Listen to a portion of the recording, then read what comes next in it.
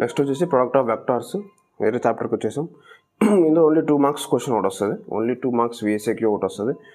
So ఏమడుగుతున్నాడు, if ఏ ఒకటి ఇచ్చాడు, B ఇచ్చాడు, so that a plus B A and B A minus B are perpendicular. A minus B and A plus B and A minus B are perpendicular అంటే ఏంటి చూద్దాం. First A plus B చేద్దాం, first A minus B చేద్దాం. చేసిన దాన్ని రెండింటికి ఏం చేయాలి, రెండింటికి డాట్ ప్రొడక్ట్ చేయాలి. పర్పెండిక్యులర్ అని అంటే డాట్ ప్రొడక్ట్ చేయాలి. సింపుల్గా పర్పెండిక్యులర్ అంటేనే డాట్ ప్రొడక్ట్ చేయాలి. సో అప్పుడు ఏం చేస్తాం, ఫస్ట్ ఏ ప్లస్ బి కనుక్కుంటాం. So A plus B is equal to I plus 2j minus 3k plus 3i minus j plus 2k is equal to I plus 3i 4i 2j minus j plus j minus 3k plus 2k minus k. Next a minus b, I plus 2j minus 3k minus 3i minus j plus 2k.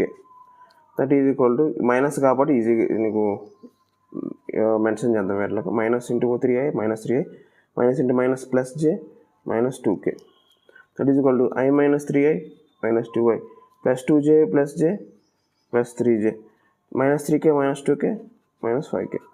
So A plus B వచ్చింది, A minus B వచ్చింది. ఇప్పుడు dot product చేద్దాం.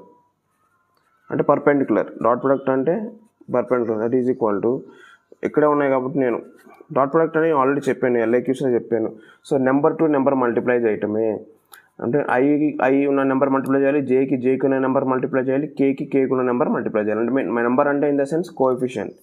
So 4 into -2 -8 plus 1 జే దగ్గర 1 into 3 plus -1 into -5 plus 5.